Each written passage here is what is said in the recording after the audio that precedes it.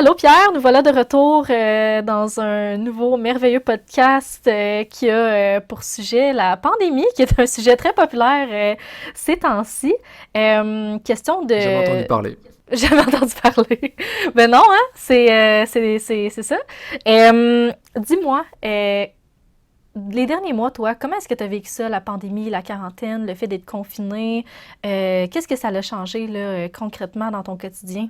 Ben, concrètement, j'ai l'impression d'être un petit peu dans une bulle temporelle qui n'en finit jamais, là. Donc, on va pas dire que c'est très agréable.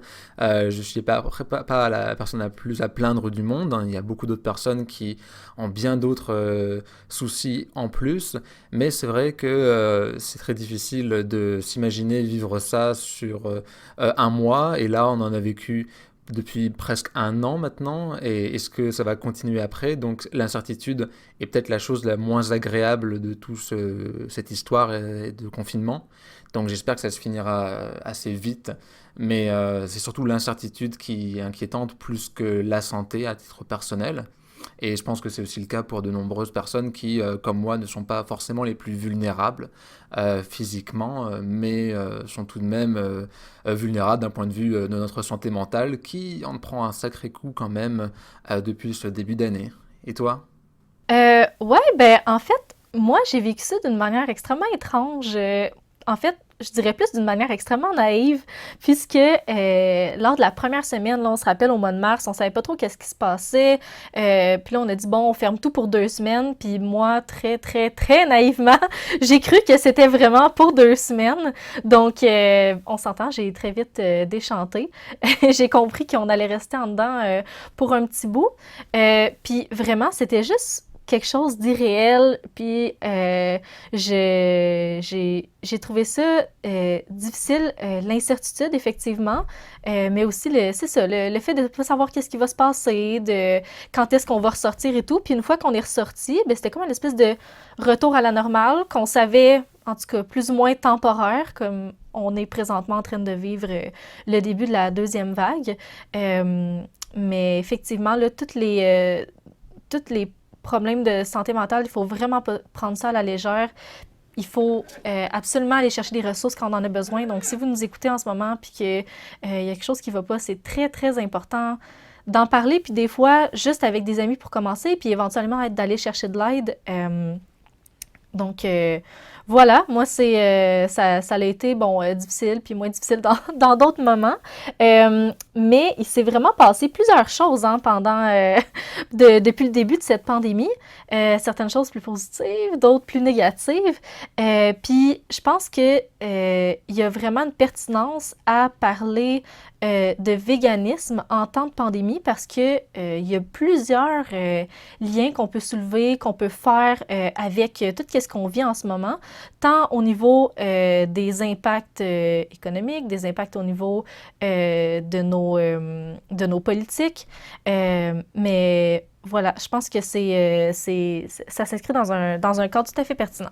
Euh, pour commencer, moi, j'aime bien commencer par le positif parce que il y en a eu quand même du positif dans cette pandémie.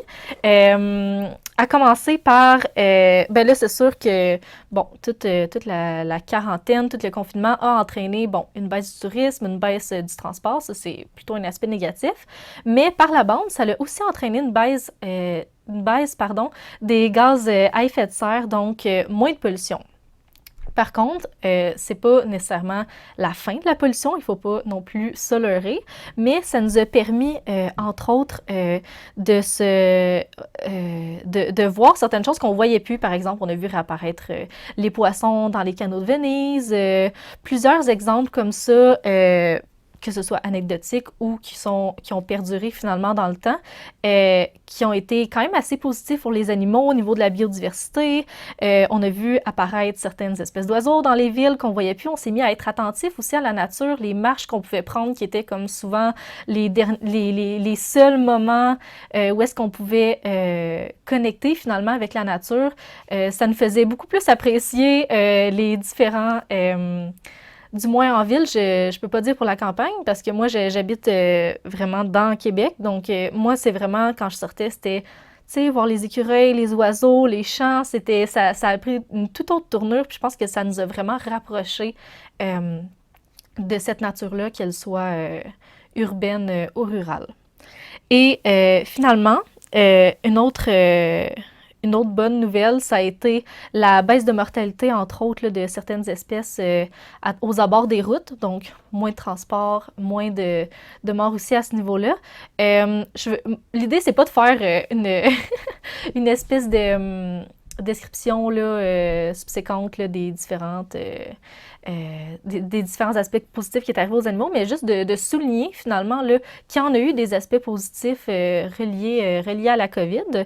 Mais ce qui concerne vraiment très, très étroitement le véganisme, je pense que ça a été vraiment, surtout dans les premières semaines où est-ce qu'on a été faire nos épiceries puis qu'on s'est rendu compte qu'il n'y avait plus rien ces tablettes, bien, les produits qui sont vraiment partis le plus vite, ça l'a été, il y a eu beaucoup de produits végétaliens qui ont complètement disparu, que ce soit le tofu, les pâtes, bon, je parle plus des pâtes sèches en ce moment, qui sont plus facilement végétaliennes que les pâtes fraîches, le canage, que ce soit les légumineuses et autres. Puis moi, ça m'a vraiment fait sourire. Je pense que les véganes, on est vraiment les seules personnes qu'on est content quand il n'y a plus des produits qu'on cherche parce qu'on se dit « Ah, c'est cool, ça veut dire qu'il y a des gens qui les consomment. » Donc, ouais, je sais pas si toi, tu avais eu le même constat à ce niveau-là ou si c'est moi qui ai vraiment focusé là-dessus. J'ai eu la chance d'avoir un supermarché qui n'était pas en crise par rapport au stock de tofu, donc j'ai pas eu ce problème-là, mais je sais que c'est arrivé en effet, et ça, c'est en effet, c'est une très bonne nouvelle. D'ailleurs, tu disais par rapport à ta liste, j'ai pas exactement vu si ça avait été le cas partout, mais il y a aussi eu des perturbations par rapport à la chasse aussi, hein, dans certains pays notamment. Donc c'est vrai que ça c'est aussi un point positif entre guillemets, et aussi tout un tas d'activités récréatives qui n'ont pas pu être faites, comme je pense au cirque, je pense au zoo, à tout un tas d'autres endroits qui sont aussi des combats pour le bien-être animal et de la cause animale. Euh, Après les denrées alimentaires, oui, ça c'est vrai que c'est une excellente chose en effet, et c'était très lié surtout au début de la crise, j'ai l'impression, parce qu'il y avait justement cette question autour des produits animaux, notamment avec ces histoires de marché à ciel ouvert en Chine, où du coup il y a eu commencé à avoir pas mal de suspicions par rapport à tout un tas de produits animaux, et en plus il y a eu une explosion de cas aussi dans les abattoirs, que ce soit pour les employés des abattoirs, mais aussi à l'intérieur avec les animaux. Donc c'est sûr que ça a pu avoir un effet dissuasif sur toutes ces personnes, justement, de tous ces consommateurs et consommatrices que nous sommes, par rapport à la consommation, ça c'est sûr. Ouais, tout à fait. Puis ce que tu soulèves présentement, ben ça, je dirais que c'est le côté positif de la médaille. Mais en fait, il y a aussi le côté négatif, justement, des fermetures temporaires qu'il y a eu des abattoirs, mais aussi des fermetures, bon, sur un plus long terme pour les restaurants, les hôtels, les installations sportives, pardon, etc., qui, eux, ben, vendent finalement là, qui vendent de la viande, des produits carnés, des produits issus de l'exploitation animale.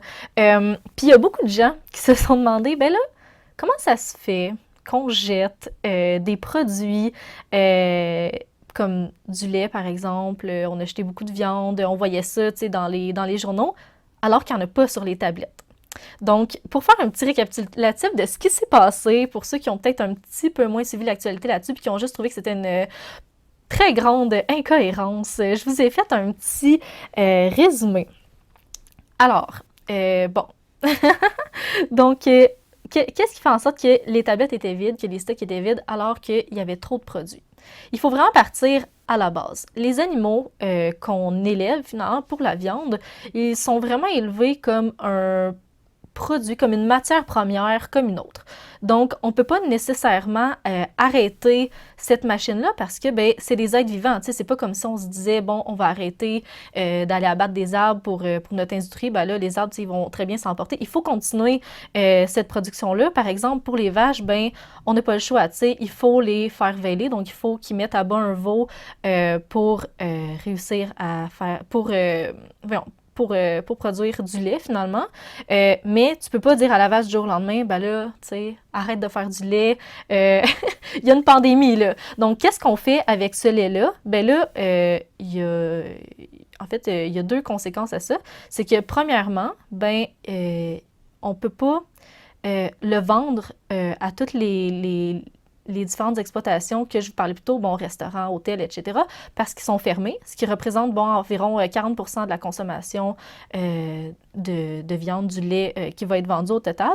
Donc, qu'est-ce qui se passe avec ce lait-là? Ben là, oui, il y a une plus grande demande au niveau, par exemple, des épiceries. Comme on l'a vu, les étagères étaient vides. Par contre, ce qu'il faut se dire, c'est que ça, c'est une espèce de grande machine qui est extrêmement difficile de s'imaginer, puis même pour moi, là, je parle pour moi aussi, mais c'est tellement gros, puis c'est tellement réglementé, serré, il y a des quotas, il y a toute l'idée de gestion de l'offre finalement derrière ça qui est de dire, bon, ben on va pas en produire trop, on va vraiment produire juste qu'est-ce qu'on a besoin, mais là, d'un coup, toute la chaîne d'approvisionnement a été déréglée presque du jour au lendemain, ce qui fait en sorte que, ben, ça se rendait pas aux bonnes places, puis comme on ne peut pas stocker indéfiniment, que ce soit du lait ou bien de la viande, parce que ça prend de la place, on s'entend pour les stocker, le temps de trouver où est-ce qu'on les envoie, ben ça finit par périmer. Puis qu'est-ce qu'on fait avec ça? Ben évidemment, on ne peut pas les vendre, parce que c'est pas propre à la consommation, donc on les jette. Donc brièvement, là, pour faire une espèce de grand résumé de ce qui s'est passé, ben c'est ça finalement. C'est pas qu'il en manquait, puis c'est pas non plus qu'il y en avait trop, c'est que c'est les mêmes produits qu'on a fabriqués finalement. Excusez, quand je dis produits, on s'entend, là, je parle d'animaux qui ont été abattus pour en retirer de la viande.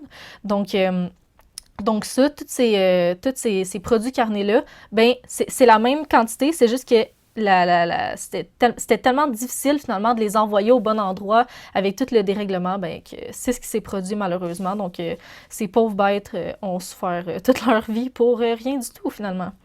Je pense qu'en effet, c'est intéressant de considérer aussi le problème comme ça et de voir qu'en effet, ça ne s'est pas arrêté du jour au lendemain. C'est pas une usine qu'on enlève.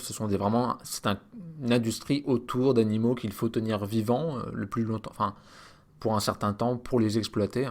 Donc oui, c'est complètement pertinent d'en parler comme ça. Et d'ailleurs, si je me suis renseigné, en fait, si la production mondiale de viande devrait apparemment diminuer de 1,7% en 2020, selon le FAO, notamment à cause de la Covid-19, bah, le commerce international de viande, lui, il continue à peu près pareil, voire il y a une croissance modérée même. Donc on est évidemment du coup à un moment charnière pour l'industrie de la viande, mais il faut admettre que voilà, la production de la viande et la consommation de viande et aussi de produits animaux, ça n'a pas subi un déclin très significatif de par la Covid-19, quoi. Ouais, on aurait espéré avec toute la pénurie de tofu, mais effectivement, les chiffres sont là, puis je sais pas qu'est-ce que ça va prendre, tu sais, puis pour que les gens ils réalisent que ça n'a absolument aucun bon sens, qu'est-ce qui s'est passé, puis tu sais, je veux dire, oui, ils en ont parlé dans les journaux, mais tu sais, ça n'a pas fait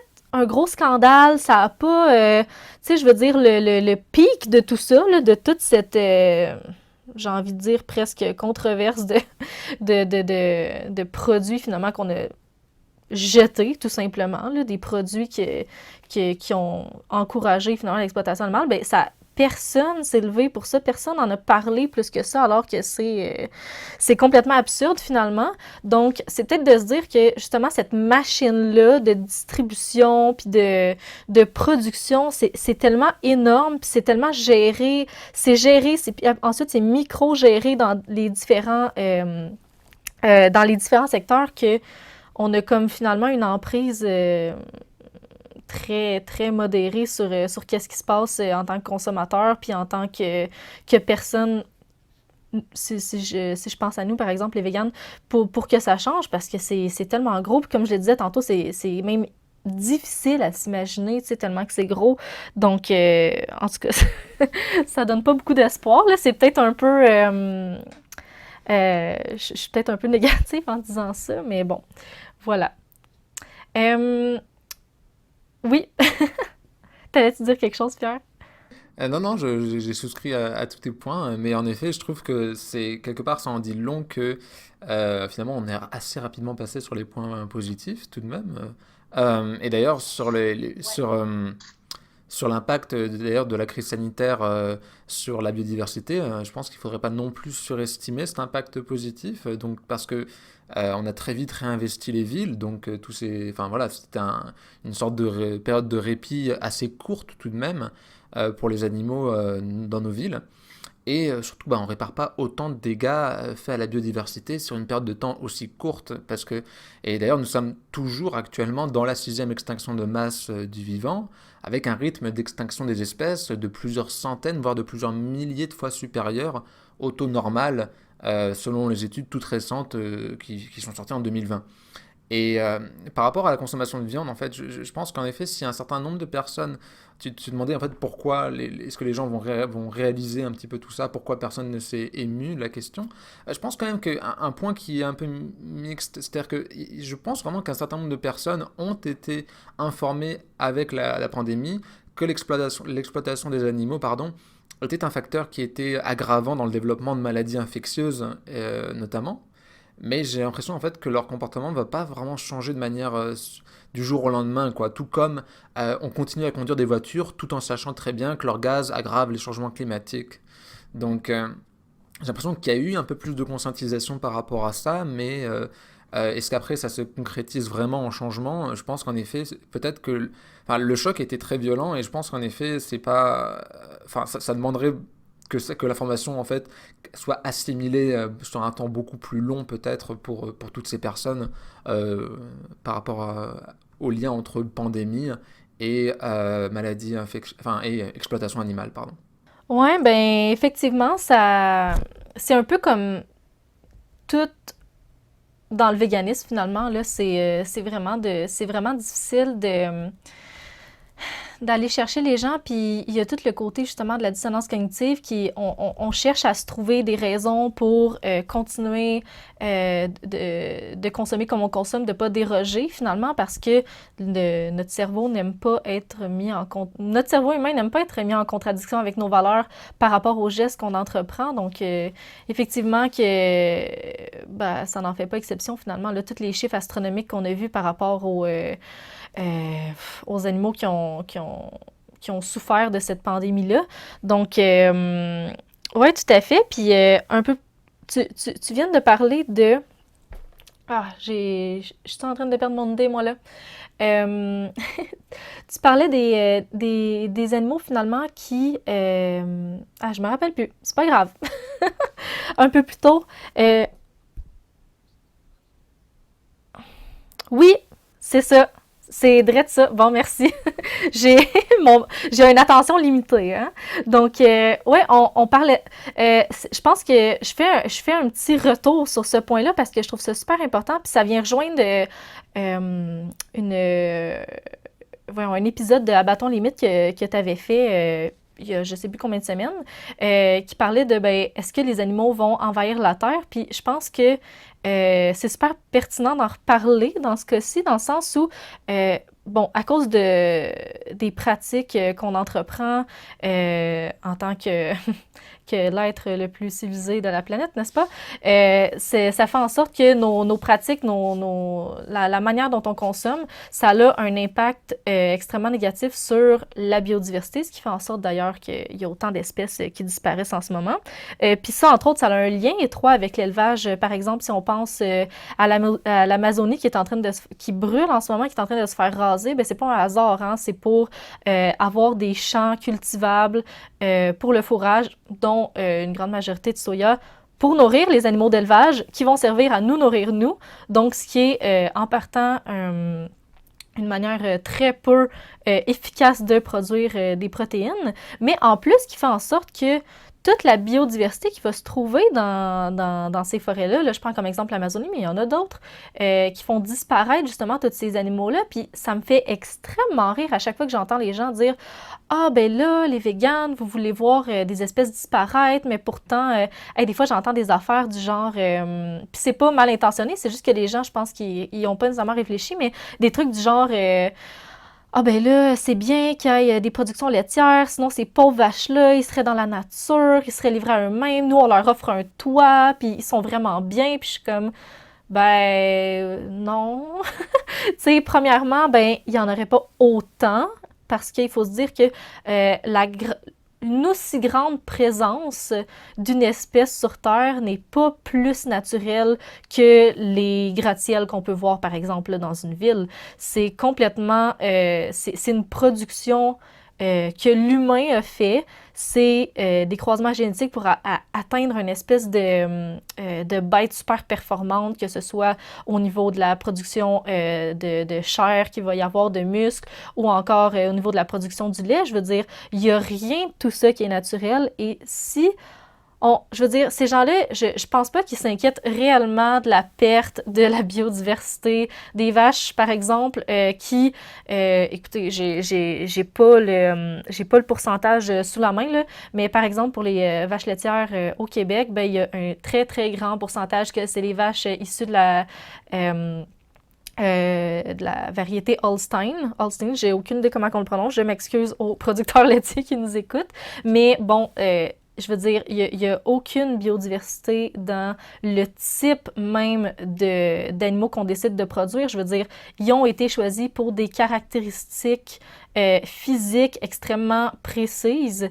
Puis, il n'y a pas c'est ça, il y a pas de biodiversité là-dedans. Donc, bref, je trouve que c'est en partie quand même assez hypocrite d'accuser, de ne pas penser finalement à toute la biodiversité qui est en train de disparaître, comme tu parlais un peu plus tôt, mais d'encourager finalement tout notre système économique, agroalimentaire, qui est basé principalement sur le contraire de la biodiversité, qui est axé sur quelques variétés d'espèces finalement.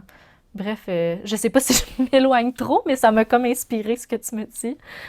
Non, non, c'est toujours très intéressant. Je pense que tes réflexions sont toujours très pertinentes. Et ça me fait penser justement que tu ramènes l'Amazonie puis là-dessus et la déforestation et tout un tas de choses par rapport à ça. Ça pourrait peut-être être une occasion, puisqu'on parle de pandémie, de Covid-19 et de véganisme, de un petit peu se repencher sur le lien entre les deux éventuellement. Peut-être rappeler, on a un mot qui a particulièrement été mis en avant, surtout au début de la pandémie, qui est le mot de zoonose, donc des maladies qui se transmettent des animaux aux humains. Et je pense que ça pourrait peut-être être important pour les personnes qui nous écoutent. Oui. Absolument, mais quelle bonne transition, je t'écoute. Oh là là. Donc en fait, il faut savoir qu'en fait, au moins 75% des maladies infectieuses humaines émergentes sont d'origine animale. Donc ça n'a pas commencé avec éventuellement la Covid-19, parce qu'encore une fois, nous avons encore besoin de plus de recherches par rapport à ça, mais il est quand même assez probable que ce soit le cas de ce qu'on sait actuellement. Mais la grippe espagnole de 1918, le SRAS, la tuberculose, la grippe aviaire, la grippe porcine, le sida, Ebola, sont toutes des zoonoses. Donc on parle de, en tout, un peu plus de 50 maladies infectieuses. Et n'en déplaise aux pro-élevage qui se plaignent d'une récupération fallacieuse de la crise actuelle de la part des animalistes, ben, la communauté scientifique démontre vraiment que depuis que nos rapports aux animaux et à la nature jouent un rôle dans l'apparition de ces zoonoses. Donc ça peut être via justement ce que tu en as parlé, la destruction des habitats naturels, avec justement où se produit du coup des contaminations entre les animaux sauvages qui sont mis au pied du mur, les animaux d'élevage du coup qui remplacent ces animaux sauvages et les humains. Mais ça peut aussi être via l'exploitation et le trafic d'animaux, donc à des fins récréatives ou médicinales. Donc on a bien vu avec les histoires de pangolins notamment, voilà, donc qui a du coup, c'est aussi lié du coup au trafic illégal mais aussi légal d'animaux. Et bien sûr, on peut le lier aussi à la forte concentration d'animaux dans des marchés à ciel ouvert, notamment quand on a vu en Chine, ou des élevages, et là ça se passe aussi chez nous. Donc sur ce dernier point, justement, il faut comprendre qu'en fait le problème des élevages est lié à la densité d'animaux qui y sont concentrés. Donc généralement dans des conditions en plus qui d'un point de vue sanitaire sont effroyables. Et pour limiter le risque d'infection bactérienne, la nourriture des animaux, elle est fortement supplémentée en antibiotiques. Ce qui fait d'ailleurs que le secteur agricole, de l'agriculture animale, c'est le premier consommateur d'antibiotiques au monde. Mais le problème, en fait, c'est que bourrer systématiquement les animaux d'antibiotiques, ben, ça a pour conséquence de favoriser l'apparition de nouvelles bactéries qui, elles, sont résistantes aux antibiotiques et qui se dispersent ensuite via l'air, l'eau, les sols, mais aussi la consommation des produits d'origine animale. Et donc, ce qu'on doit retenir finalement, c'est que l'exploitation des animaux favorise vraiment l'émergence de maladies infectieuses, tout en réduisant en parallèle notre capacité à les combattre, ce qui est tout de même un peu problématique. Et c'est vrai que là, ces liens ont été un petit peu plus mis en avant lors du Covid. J'ai vu plusieurs articles, il y en avait même un de Valérie Giroux qui est sorti il n'y a pas si longtemps que ça dans Le Devoir, je pense, qui parlait de ces liens en fait bien connus maintenant, bien étudiés. Encore une fois, il faut voir si la Covid-19 y correspond, même si on a déjà beaucoup de voix qui sont plutôt positives sur cet aspect, mais pour être parfaitement honnête, on va garder quand même un petit doute. Mais voilà, en tout cas, on a quand même eu l'occasion d'en parler plus à l'occasion du coup de la crise du Covid-19. Effectivement, puis je me lance, je continue sur ce que tu avais dit, parce que ça revient un peu aussi à ce qu'on disait un peu plus tôt, de toute la proximité finalement un peu je dirais, anormale qu'on a avec les différentes espèces animales. Je veux dire, en ce sens que, par exemple, si on prend le marché de Wuhan, qui est possiblement, on ne sait pas encore, mais il y a quand même de fortes chances, selon plusieurs scientifiques qui se sont euh, euh, commis sur ce sujet, que ce serait en fait l'endroit d'où serait parti le coronavirus. Donc, pour vous décrire un peu à quoi ça ressemble ce fameux marché chinois-là, qui est un des plus gros marchés de ce type-là là, en Chine. Alors, on a finalement un marché où est-ce que de multitudes d'espèces animales qu'on peut consommer, partant du pangolin jusqu'au porc, jusqu'au chien même. Ça peut aller vraiment, l'éventail est tellement large et la salubrité n'est pas nécessairement non plus au rendez-vous. Et c'est ce qui fait en sorte que les différentes surfaces où est-ce qu'on va apprêter les différents animaux vont entrer en contact. Et comme je le disais un peu plus tôt, ben, il y a certains virus, certaines catégories de virus, comme par exemple la COVID-19, le coronavirus, ne va pas nécessairement nous affecter directement. Donc, si on rentre en contact, par exemple, avec une chauve-souris qui serait porteur d'un virus, ben, ça ne nous affecterait pas. Ça prend absolument un hôte intermédiaire qui va, en fait, qui va utiliser, c'est ça, cet hôte-là ensuite va entrer finalement dans notre système quand on va le manger. C'est comme ça finalement que le virus va pouvoir se propager. Et c'est pour ça qu'il y a des endroits comme le marché de Wuhan, c'est des endroits qui sont extrêmement propices à la transmission de maladies parce que, comme je disais, il y a tellement un grand éventail d'espèces animales qui sont là puis qui sont comme mélangées que ben, c'est très, très propice finalement à ce mélange-là au niveau des virus. Donc, dans tous les cas, on estime qu'il y a environ un demi-million de virus dans la vie sauvage qui sont là, qui existent, qui sont par exemple, qui peuvent être sur des chauves-souris dans des grottes, qu'on n'a aucun contact avec ces animaux-là, puis qui vont rester là. Mais à cause de notre proximité excessive avec ces milieux-là, que ce soit ben, par l'élevage, par la chasse, le braconnage, etc., par les marchés, par exemple, comme celui en Chine, ben, ça crée des occasions, finalement, de transmission vers l'humain. Ça multiplie, finalement, ces occasions-là. Donc, c'était à prévoir, finalement, qu'il y ait une pandémie. On savait pas de quelle envergure, on savait pas de quoi allait ressembler le virus. C'était vraiment, on était dans le néant, mais c'était inévitable finalement que ça se produise. Puis, ben, comme on le sait aujourd'hui, ben, on le vit depuis, comme tu le disais au début du podcast, Pierre, presque un an, puis ça a eu des conséquences absolument dramatiques, que ce soit au niveau de la santé physique, mentale, au niveau des politiques, de la gestion de tout ça. Donc, c'est définitivement, dans tous les cas, je pense que la manière de le réfléchir par rapport au véganisme, c'est que le moins de contact on a avec les animaux sauvages, ben le mieux finalement on va s'emporter sur tellement de niveaux, que ce soit du point de vue éthique, que ce soit du point de vue médical, quand on parle par exemple de virus, etc., biologique. Voilà, c'est vraiment en prônant finalement le véganisme, en ne choisissant pas de manger de la viande, ben on s'assure qu'on réunit pas les conditions idéales pour une future pandémie. Comme tu dis, en fait, c'était prévisible. Et d'ailleurs, mais même, enfin, encore une fois, le coronavirus n'en est qu'un parmi d'autres. Mais les marchés, par exemple, les marchés à ciel ouvert en Chine avaient déjà été fermés temporairement lorsqu'il y avait eu des épidémies de grippe porcine, de grippe aviaire. Donc, c'est pas des choses qui sont nouvelles et on sait très bien maintenant identifier en fait ces endroits qui sont véritablement des bombes à retardement par rapport au virus. Et c'est en ça que je trouve que du coup je suis plutôt pessimiste par rapport en fait à ce qu'il faut à toute cette situation et concernant les liens entre pandémie et exploitation animale et cause animale. Pour moi la situation c'est grave en fait parce que enfin c'est grave parce qu'on refuse vraiment en tant que société d'apprendre de nos erreurs, de prendre nos responsabilités collectivement et de solutionner le problème. Donc en fait on n'est pas juste à un stade de mauvaise information ou d'ignorance, c'est vraiment on est dans une sorte de déni en fait. Le problème c'est pas de la mauvaise connaissance, c'est du déni. Et ce déni nous conduit vraiment, une fois de plus finalement, parce que encore une fois c'est déjà arrivé, à jouer ce rôle complètement absurde de pompier pyromane où on veut éteindre un feu qu'on a déjà allumé nous-mêmes, qu'on a contribué à allumer. Et en fait, cette prise de conscience, je pense qu'il faut vraiment que les acteurs politiques et économiques puissent l'entendre et pas juste ceux qui sont hostiles aux discours environnementaux et animalistes, hein, parce qu'on peut se penser par exemple au Canada sur les conservateurs, mais vraiment sur tout l'ensemble de l'échiquier politique, parce que la question animale, c'est vraiment loin d'être portée par l'ensemble des groupes politiques qui luttent pour la justice sociale et environnementale. Je suis revenu un petit peu sur les programmes des partis politiques, plutôt, on va dire, de cette tranche-là.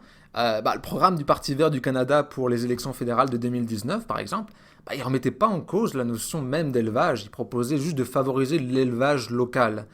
Du côté du NPD, on ne parle pas des risques sanitaires et environnementaux, hein, parce que c'était déjà quand même le cas. Enfin, le Parti vert reconnaissait tout de même un lien entre l'élevage et des risques accrus au niveau sanitaire et environnemental, mais bon, solutionnait pas vraiment le problème.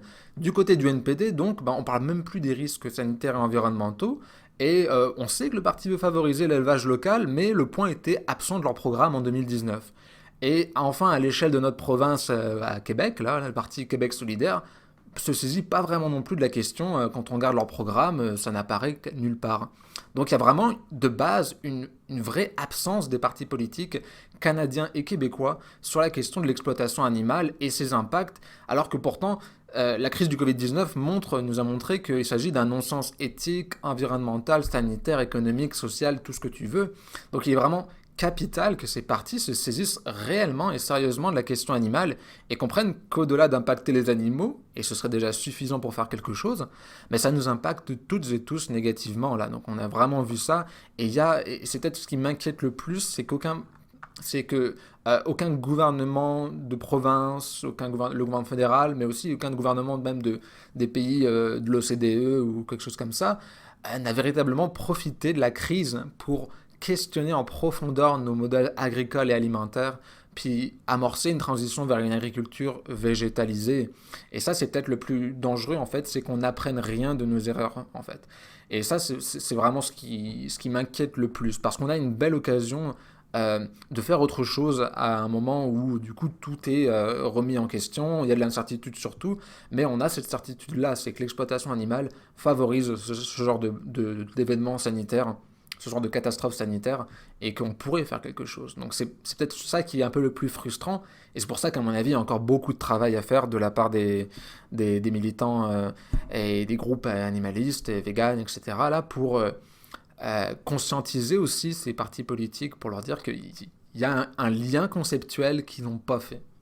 Ouais, ben, je- en fait, c'est tellement étonnant que ce soit même pas à l'ordre du jour, tu sais, au niveau des discussions au niveau politique, parce que, je veux dire, ça impacte tellement de domaines, puis c'est tellement un mode de production, mais totalement contre-productif au niveau que ce soit au niveau énergétique, que ce soit au niveau, après ça, de la quantité de, tu sais, de nourriture que tu vas produire avec ça. C'est absolument absurde, en fait, que l'être humain se soit développé dans ce sens-là, tu sais, que l'être humain, au lieu d'utiliser, tu sais, ses facultés intellectuelles, ses facultés morales pour se dire, ah, ok, ben en fait, ça n'a absolument aucun bon sens, logiquement, éthiquement, moralement, de produire de cette manière-là des protéines. Donc, on réduit cette manière de produire-là pour se diriger vers une agriculture davantage végétalisée. Puis en même temps, ben, je me dois un petit peu de faire l'avocat du diable pour. Puis sans non plus les consentir finalement à ce qu'ils font, mais je me mets dans la peau des différents partis politiques. Évidemment qu'il y a, il y a le problème que, ben, il y en a beaucoup qui ont probablement juste pas réfléchi, qui ont probablement juste pas questionné notre manière de consommer au niveau agroalimentaire.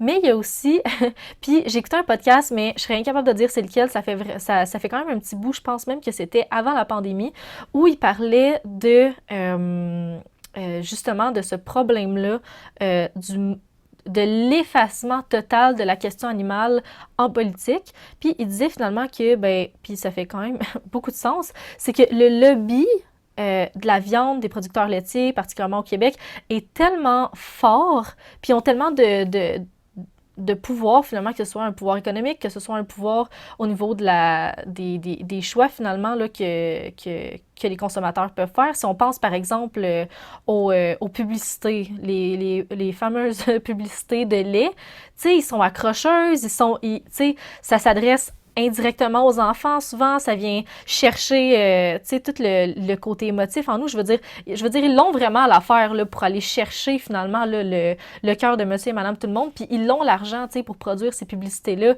Je veux dire, des publicités de tofu, il y en a pas tant que ça, puis c'est pas pour rien, c'est parce que le pouvoir économique pour avoir une aussi grande visibilité, ben, est pas aussi grande, puis je veux dire, c'est ça. Ça revient à ce que je disais finalement, là, les lobbies de la viande, les lobbies du lait, etc., sont comme tellement puissants. Puis, je veux dire, économiquement, ça rapporte tellement au gouvernement. C'est des industries de milliards de dollars, là, je veux dire, c'est complètement astronomique. Juste entamer finalement la transition, ce serait extrêmement difficile. Puis, je veux dire, autant que je suis positive par rapport au mouvement vegan, autant que je suis pas complètement déconnectée, puis je sais que ça se passera pas du jour au lendemain. Évidemment qu'il faut commencer à quelque part, mais je veux dire, je les comprends quand même d'être frileux par rapport à cette question-là, parce que ça voudrait dire de perdre beaucoup d'argent, Ah, je pense par exemple à je sais plus, j'ai complètement un blanc de mémoire sur son nom, mais le Parti populaire du Canada, tu sais-tu? Maxime Bernier, merci. Je sais plus je me rappelle plus la raison pourquoi, mais je sais que c'était qu'il y avait eu une espèce de friction entre lui et les producteurs laitiers parce que il voulait faire baisser les quotas ou je sais plus trop, puis il y avait eu une répression négative tellement immense justement là, de tous les producteurs laitiers, de tout ce lobby-là. Puis ben je me dis, ça doit tellement faire peur justement aux différents partis d'avoir toute cette vague-là d'influence de ces producteurs-là pour faire changer les choses que ben c'est pas nécessairement anodin qu'ils veulent pas se tremper là-dessus. Puis je me dis aussi que, puis peut-être que c'est moi qui s'imagine ça, faudrait inviter un député éventuellement à notre podcast s'ils osent venir. Ce serait vraiment intéressant, puis peut-être même, tu sais, deux députés en même temps de deux différents partis, ce serait tellement enrichissant, mais peut-être que je me dis, tu sais, par exemple, des partis comme Québec solidaire, qui sont très de gauche, qui sont très progressistes dans leurs idées, ben peut-être que eux, ils ont des raisons différentes de ne pas vouloir se lancer. Je pense par exemple à Gabriel Nadeau-Dubois, qui est quand même conscientisé sur cette question-là, qui a invité une activiste végane sur son podcast, Dalila Ouada, ça fait quand même presque un an, pour parler justement de cette question-là. Fait que, tu sais, je pense qu'ils sont un peu plus allumés, mais après, ben, c'est toute la question de faire le saut alors qu'ils ont ils ont déjà, tu sais, le Québec à conquérir sur comme tellement de points qui ont déjà l'air très marginaux. Euh, mais qui sont en fait très progressistes. Donc, en fait, c'est ça. Il y a vraiment différentes manières pourquoi ils ne se lancent pas nécessairement là-dedans. Mais dans tous les cas, je les encourage à le faire. Et s'ils ont besoin de, de conseils, d'informations, qui viennent voir les animateurs du podcast Les Carottes sont cuites, on est là. C'est c'est une très bonne suggestion, j'approuve complètement. Mais oui, après, on va pas se mentir, bien, et tu le fais bien de le dire, il y a évidemment des risques à prendre position sur la question, notamment par rapport à l'électorat rural, l'électorat agricole, particulièrement agricole, parce qu'attention, il ne faudrait pas non plus dire que toutes les personnes qui vivent en zone rurale sont agriculteurs. Il y a aussi d'autres choses en campagne, et donc il y a des gens qui ne sont pas directement concernés. Cependant, c'est sûr que c'est un risque en termes électoraux, mais je trouve quand même que je trouve ça un peu décevant tout de même de temps en temps en fait qu'on ne considère pas aussi qu'on ne considère que forcément ce que nous rapporte l'industrie en termes d'argent, mais pas ce qu'elle nous coûte. Et elle nous coûte beaucoup. Puisque si on accepte les conséquences en termes de santé, mais pas juste en termes de maladies infectieuses, mais aussi en termes de tout un tas d'autres maladies cardiovasculaires, diabète, etc. Ça nous coûte cher aussi, en fait. L'industrie nous coûte, enfin, animale, nous coûte très cher à bien des égards. Et d'un point de vue électoral, j'aimerais bien en fait qu'on puisse réaliser aussi qu'il y a un vote à prendre du point de vue de toute une jeunesse, notamment, pas que des jeunes, hein, attention, il n'y a pas que des jeunes dans les véganes, ce sera d'ailleurs un très bon sujet pour un bâton les mythes. Les véganes sont tous des jeunes millennials, mais en tout cas, il y a toute une catégorie de personnes, d'électeurs et d'électrices qui sont très conscientisées sur les questions environnementales et sont conscientes qu'il y a un problème par rapport aussi à notre alimentation et qui seraient prêtes à soutenir de telles initiatives aussi. Donc il y a des risques, mais il y a aussi des bénéfices à avoir au bout. Et c'est vrai que tout l'enjeu, bah, du coup, c'est de leur faire comprendre que le jeu en vaut la chandelle, que ça vaut quand même de prendre ces risques-là. Et encore une fois, je pense que c'est pas vraiment le sujet, bien sûr, par rapport à ça, mais puisqu'on parle de pandémie, mais finalement, on parle quand même aussi de savoir qu'est-ce qu'on fait après. Mais enfin, il n'est pas forcément question de se passer, bien sûr, des personnes en termes d'emploi, en fait. Il n'est pas question forcément de détruire des emplois. On peut travailler parfaitement main dans la main à essayer de trouver d'autres manières de reconvertir ces personnes pour d'autres activités agricoles aussi, parce qu'on peut comprendre aussi qu'ils souhaitent rester dans le milieu de l'agriculture. Pour certains, ce sont des fermes familiales, donc il y a un héritage aussi, un héritage important par rapport à ça, mais personne ne demande d'abandonner l'activité d'agriculteur, d'abandonner ses terres, mais il faut à un moment être honnête et dire qu'on a un vrai problème avec cette industrie, et pas seulement d'un point de vue éthique, mais aussi d'un point de vue sanitaire et environnemental, et que il n'est pas forcément, voilà, on peut faire cette transition aussi ensemble. C'est vrai que c'est très compliqué à faire entendre comme discours, mais peut-être que ça nous aiderait un petit peu à aller de l'avant là, mais en tout cas voilà, donc c'est vrai que en tout cas c'est tout ce qui m'inquiète avec cette pandémie, c'est vraiment qu'on n'en retienne pas grand-chose. Euh, mais ça, c'est vraiment à nous de faire en sorte, justement, par des podcasts comme ça, bah, justement, qu'on en retienne quelque chose. Donc, il faut justement euh, apprendre, en fait, de toutes ces erreurs qu'on fait, en fait. Et qu'on continue à faire, qu'on s'obstine à continuer à faire, en fait. Oui, ben ça a été un gros point hein, pendant les premières semaines où est-ce que, bon, on parlait de toutes les conséquences positives qu'il y a eu sur l'environnement, du fait que, bon, il y a moins de voyages, il y a moins de transports, etc., etc. Ben, la réflexion, en fait, elle se pose aussi pour nos réflexions au niveau alimentaire euh, qu'on aurait pu avoir. Je pense que ça aurait été tellement un bon moment pour avoir ces discussions-là, mais c'est comme parti en fumée, puis je sais pas s'ils vont revenir, du moins, ça aurait tellement été le moment idéal. Puis surtout que je pense que, je veux dire, le fait d'avoir vécu ce confinement-là, le fait d'avoir été chez nous, à pas pouvoir sortir, à être un peu comme en prison chez nous, je veux dire, à vivre cette isolation-là, ben, je pense que Puis il n'est pas trop tard pour le faire. D'ailleurs, tu sais, si vous nous écoutez, peut-être que ça va agrémenter vos réflexions, mais de pouvoir finalement se mettre dans une position extrêmement empathique pour tous les animaux qui vivent cette isolation-là, mais je veux dire, toute leur vie, là, pas pour quelques semaines. Je veux dire, ça a été extrêmement difficile pour nous tous au niveau psychologique, au niveau même physique. Je veux dire, on a vu nos corps changer à travers ça parce que on bougeait moins, on pouvait moins. Je veux dire, notre alimentation a changé, tout a changé. Puis c'est ça, je pense que il y a définitivement un parallèle à faire avec les animaux non humains.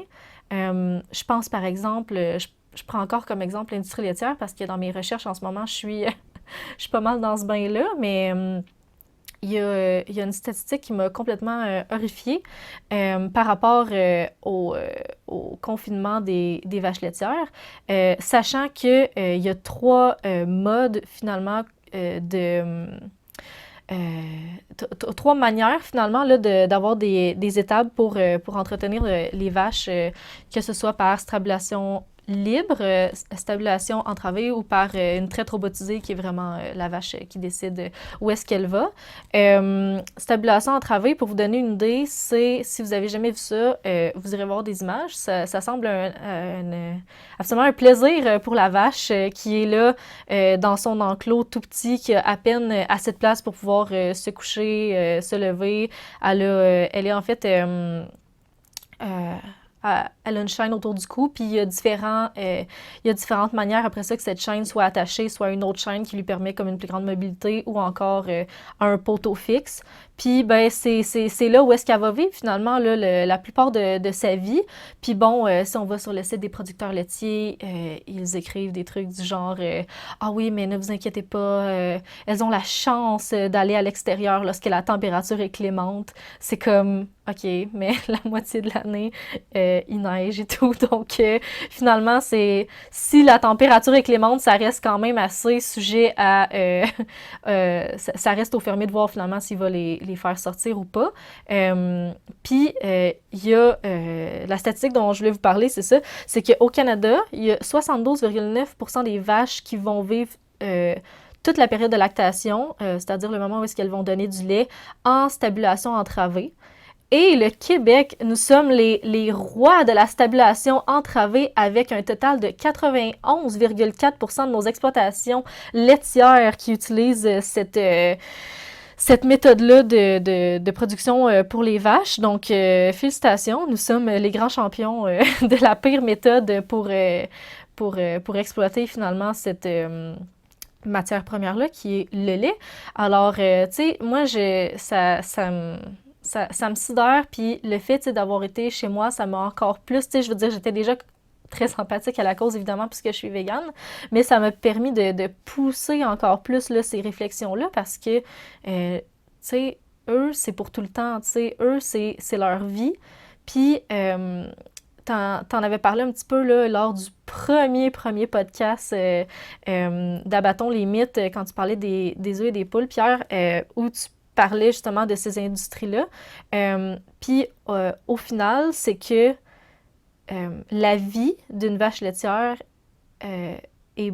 En fait, il y a beaucoup plus de cruauté dans un verre de lait que dans un morceau de steak. Parce que, à cause justement de ce confinement-là qui est ô combien plus étroit pour une vache laitière, qui va durer vraiment plus longtemps, qui va être extrêmement plus stressant à cause, entre autres, là, de la séparation avec le veau, leur bébé, parce que ben le lait, il est pas pour le bébé, il est pour nous les êtres humains, ça crée... c'est ça, il y a beaucoup de traumatismes finalement qui vont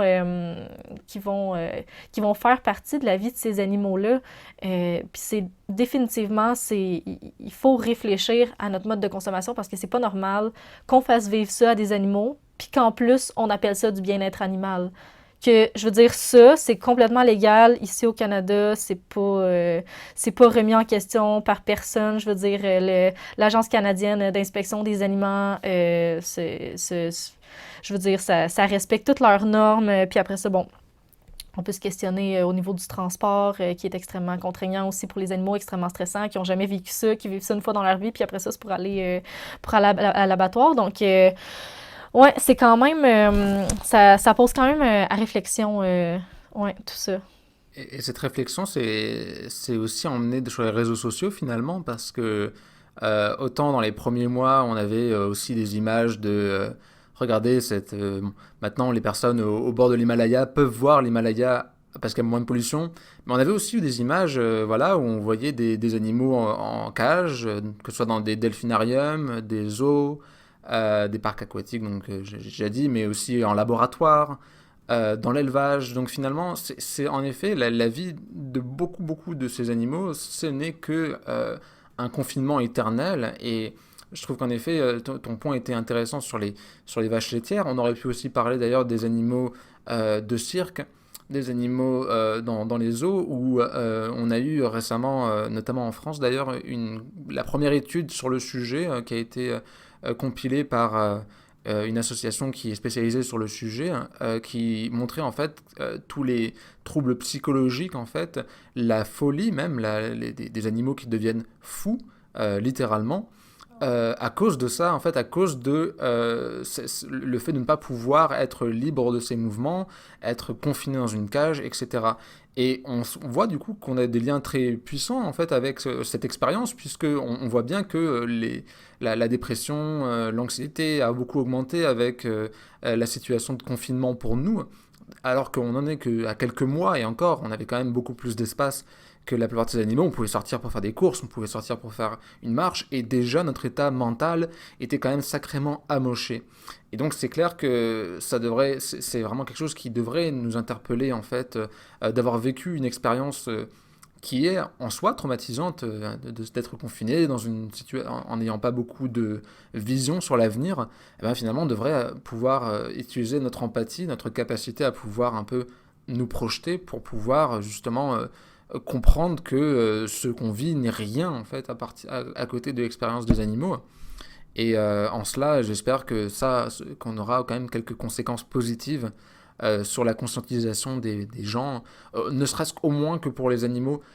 Je t'avoue que j'y crois pas trop pour les animaux d'élevage sur ce critère précis, mais au moins sur tout un tas d'autres choses comme les zoos, les cirques et tout un tas d'autres activités récréatives où il y a peut-être de l'espoir que ces activités qui déjà étaient sous le feu de pas mal de critiques, y compris de personnes qui ne sont pas véganes, puissent éventuellement trouver un terme à leurs activités après qu'on soit passé par cette étape, quoi.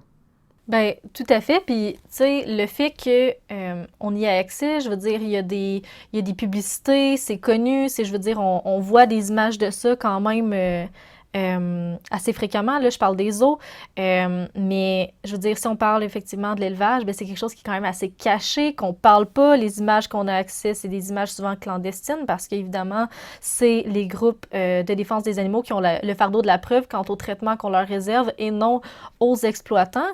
Donc, définitivement, je me range de ton côté hein, lorsque tu dis qu'il y a plus d'espoir au niveau de l'industrie du divertissement des animaux à ce niveau-là. Puis, j'en profite pour raconter une petite anecdote tant qu'à parler de zoo, que moi, c'était même avant de devenir végane, c'était en 2016, j'étais allée, je le nommerai pas, allée à un zoo très populaire au Québec. C'était en hiver, puis je sais pas si vous êtes, chers auditeurs, déjà allés dans ce zoo en hiver, c'est quand même assez traumatisant parce que, bon, déjà que, disons que l'environnement, entre guillemets, naturel des animaux est comme, bon, parfois mieux reproduit que d'autres, disons, à l'extérieur, mais ça reste quand même ça reste quand même assez peu éducatif d'un point de vue des comportements animaux parce que c'est impossible de reproduire vraiment un habitat naturel. Je veux dire, un tigre, un lion n'habite pas dans un environnement comme celui du Québec. Donc, déjà en partant, c'est voué à l'échec. Mais je veux dire, l'hiver, ils sont comme confinés dans des cages encore plus petites, dans des environnements qui leur conviennent encore moins. Puis ça me surprend même qu'il y ait des zoos qui restent ouverts parce que c'est quand même assez... c'est presque traumatisant aller voir ça. Moi, quand j'étais allée, on est passé devant cage d'un gorille, puis abstenez-vous âme sensible si vous êtes en train de manger. Tout ce qu'il faisait, en fait, c'était vomir, manger son vomi, vomir, manger son... En alternance, en fait, cet animal-là était complètement... Tu sais, je veux dire, ça allait pas bien, là. C'était pas normal que ça, ce soit un spectacle devant les yeux, tu sais, des personnes qui viennent voir cet animal-là. Je veux dire, c'était évident qu'il y avait une détresse absolument triste de cet animal-là. Puis là, je me suis juste dit, mais ça fait absolument aucun sens, tu sais. Puis c'est la dernière fois que je suis allée dans un zoo, puis honnêtement, c'est vraiment pas une décision que je regrette parce que je me dis, ça a tellement pas lieu d'être, tu sais, puis ça me fait tellement de la peine, ça me fait tellement... ça m'enrage, en fait, quand j'entends des gens parler de l'intérêt éducatif des autres quand il n'y a absolument rien d'éducatif, sauf si tu veux apprendre comment très bien confiner un animal, puis qu'il soit isolé, qu'il soit mal finalement parce que son environnement lui convient absolument pas. C'est la seule chose en fait qu'on peut apprendre de ça. Je veux dire, si t'aimes les animaux, tu vas pas dans ces endroits-là. Tu vas, tu peux trouver d'autres manières d'observer la nature. Va prendre des marches dans la forêt. Puis si t'en vois pas de tigre parce qu'il y en a pas de tigre au Québec, ben ce sera ça. Tu sais, c'est pas la fin du monde. Écoute des documentaires. Je veux dire, il y a d'autres manières d'apprécier les animaux que d'être dans les zoos finalement.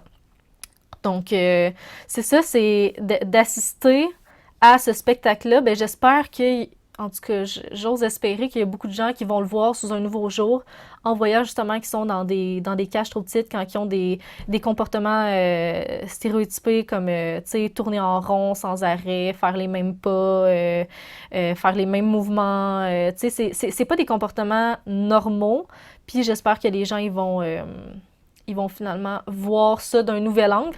Peut-être qu'il y en a, en tout cas, j'ose espérer qu'il y en a plusieurs qui vont y aller ou qui y ont été finalement cet été en se disant « Ah ouais, finalement, c'est pas si cool que ça, tu sais, finalement, regarder des animaux en cage, c'est pas le fun être en cage, c'est pas le fun être confiné. » Bah, bonne nouvelle en France d'ailleurs, juste sur ce sujet-là. On a eu une décision en fait qui va enfin interdire les animaux sauvages dans les cirques. Donc c'est déjà autant d'animaux qui ne seront pas confinés nécessairement dans des petites cages.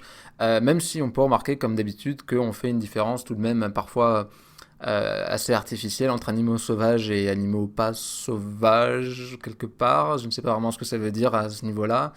Donc il pourra continuer à avoir des chevaux, des chiens, tout un tas d'autres animaux qui sont peut-être bien considérés comme des animaux bien de chez nous. Bon, mais à ce niveau-là, on prend ce qu'on peut prendre. Et c'est déjà un pas en avant. Et en effet, j'espère vraiment que au fur et à mesure, en fait, on se verra que voilà, c'est pas normal d'être enfermé. Ce n'était pas normal pour nous, et donc ce n'est pas normal pour eux non plus. Mais c'est un lien très intéressant que tu as fait, en tout cas, que tu as proposé, dont tu as proposé qu'on en discute. Voilà, et ça, je trouvais en effet que c'était un sujet peut-être qui avait été mis assez rapidement hors du débat, en fait, concernant tout ça. Enfin, alors que c'est un parallèle tout à fait fascinant. Mm. Ouais, j'étais assez...